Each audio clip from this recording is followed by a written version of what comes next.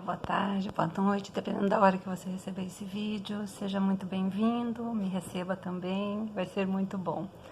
Gente, alguns dias atrás eu postei um vídeo falando sobre um capítulo do Evangelho, honrar pai e mãe. Mas falei muito pouquinho, só de um pequeno aspecto, assim. Então, esse pouco já me trouxeram assim, perguntas, queriam saber mais a respeito do assunto, né? Então, hoje eu vou falar mais um aspecto também desse mesmo capítulo, para refletir um pouco mais. Que tipo de filho ou filha é você? Que tipo de pai ou de mãe é você? Porque muitas vezes a gente olha para a sociedade, vê essa confusão, violência, e aí já começa a refletir sobre como os outros estão criando seus filhos, como os filhos estão tratando os seus pais. E aí é que está o problema, né? A gente parece que acha que sempre o problema está no outro. E esse é o momento que eu convido você a refletir olhando para você. Como você tem agido nesse papel de filho. Como você tem tratado o seu pai e a sua mãe. Porque eu percebo assim tantos filhos tratando mal seus pais já idosos. Vejo filhos pequenos já sendo pequenos tiranos dentro de casa. Então, a gente precisa começar a se olhar e olhar para a nossa própria família para ver como essas relações estão funcionando dentro de casa. Porque de dentro da família para o mundo é um pulinho. Se a pessoa está sendo difícil de lidar dentro da família, também vai ser difícil de lidar no mundo.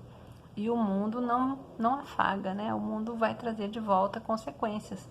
Se a pessoa não consegue conviver socialmente, né? Não tem essa habilidade, o mundo vai acabar atacando essa pessoa, prendendo essa pessoa, né? Ela pode se tornar até uma pessoa criminosa. Mas eu convido essa reflexão porque existem verdadeiras barbáries, né? Que são noticiadas de crimes em família.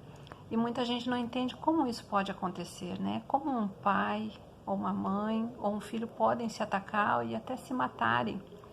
Gente, às vezes a explicação não está nesta vida. A gente tem que olhar sobre o olhar da reencarnação, né? Na justiça divina, essas pessoas são reunidas em família para que aconteça nesse meio o amor. Então, é uma grande missão de cada um de nós, quando encaramos uma família, aprender a amar cada irmão, cada irmã, o pai, a mãe, o filho, a filha. Porque a gente, na verdade, guarda a memória emocional do que pode ter acontecido entre essas pessoas, mas não lembra do fato em si, né? Então, é o momento em família da gente olhar para as pessoas com mais paciência, mais tolerância. Essa coisa de ficar de mal para o resto da vida com o pai, com mãe, com o irmão, é muito difícil.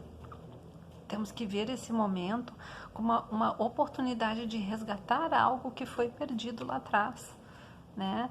Por isso que às vezes dentro da família a gente tem tensões, a gente tem medos com os nossos próprios familiares, porque na verdade a gente não sabe o que aconteceu lá atrás, né? A gente tem que desenvolver, nós temos que desenvolver em nós mesmos as virtudes que vão nos ajudar a conviver nesse meio. Paciência, tolerância, amor ao próximo.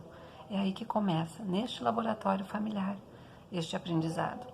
Uma das perguntas que me fizeram é com relação e se os pais foram ruins e ainda estão vivos e só incomodam, eu devo honrar este pai e esta mãe? Sim, você deve, né? O simples fato desses pais, por mais difíceis que eles sejam, ter te conduzido, a mãe te conduziu no ventre por 9 meses, ela não te matou, né? Tu nasceu, ela te alimentou, né? Ela permitiu, ela fez todo o cuidado que precisava para que você crescesse, né?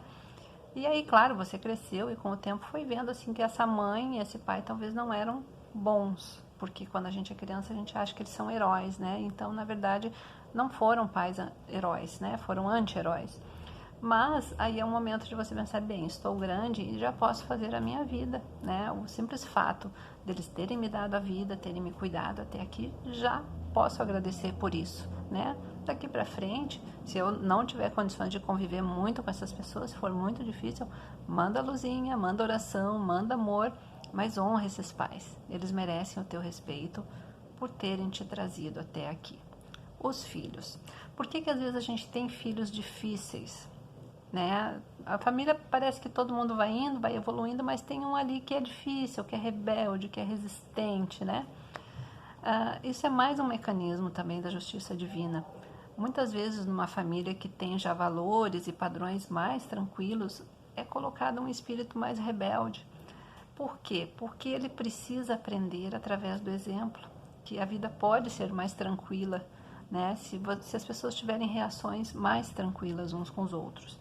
E às vezes esse espírito vai a vida inteira rebelde, morre rebelde, e muitas vezes ele muda com o passar do tempo, percebendo o quanto os outros são em atitude e quanto isso faz com que eles cresçam e evoluam, né? Então, por isso que muitas vezes no meio de uma família tem um espírito assim mais rebelde, também faz parte da justiça divina. Outra pergunta que me fizeram sobre a questão dos responsáveis, né? Quando o pai e a mãe não assumem, outras pessoas vão assumindo essa educação. Eles também devem ser honrados, eles devem ser muito honrados. Esses assumiram uma responsabilidade que a princípio não era deles, né? E fizeram isso com amor, com carinho, ou às vezes nem tanto, né? Mas garantiram a tua sobrevivência, sejam quais foram as condições, né? E você agora está aí, me fazendo essa pergunta. O que acontece, né? Se essa educação não foi tão boa, tão carinhosa como você queria e esperava, faça você por seus filhos mais adiante. Isso foi aprendizado para que isso não se repita na geração seguinte. Então também é um grande aprendizado. E se foram carinhosos, melhor ainda, celebra isso, né?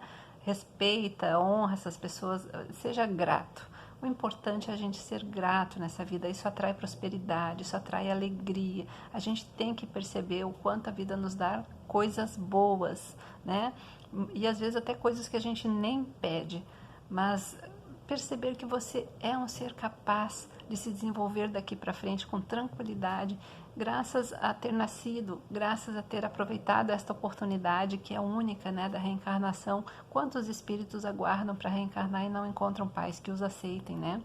Porque isso é feito um acordo antes da reencarnação e esses pais, eles concordam, né, em aceitar esse espírito e também fazer mudanças no seu caráter quando isso é necessário, né? Só que acontece que às vezes, quando eles chegam aqui, não sabem da situação, né? A gente tem o bálsamo do esquecimento, mas tem o livre-arbítrio. Então, eu posso me arrepender, né, de ter recebido esse espírito e agir completamente diferente daquilo que era o esperado, né? Mas aí é outra conversa. Esse espírito ele vai ter que enfrentar esse resgate mais adiante de forma mais difícil, né? Mas por isso que às vezes a coisa não dá tão certo, né? Se é certo que é tudo combinado antes, por que chega aqui e dá errado? Porque nós temos livre-arbítrio. É como se a gente tivesse um roteirinho, né, prontinho de tudo que tem que ser, só que quando a gente entra em cena, a gente pode agir como a gente quer. E aí que cabe, né, os nossos valores morais, a nossa educação, porque essa preocupação com a educação da criança, né, é a estrutura, é a base para que ela possa usar o livre-arbítrio dela durante a vida com satisfação, com sabedoria. Por isso, pais, nossa missão é muito importante. Não pensem assim que você precisa ter uma grande missão de salvar o mundo. Salve os teus filhos e já vai estar fazendo muita coisa. Por isso, filhos, ouçam os seus pais, procurem entender, eles também tiveram dificuldades, né? Vamos tentar olhar pelos olhos do outro, ter empatia para poder melhorar nossas relações e a nossa compreensão uns com os outros. Todo mundo sai ganhando nesse resgate, toda a família ganha. Isso era o recadinho de hoje, gratidão por terem me ouvido, beijo grande.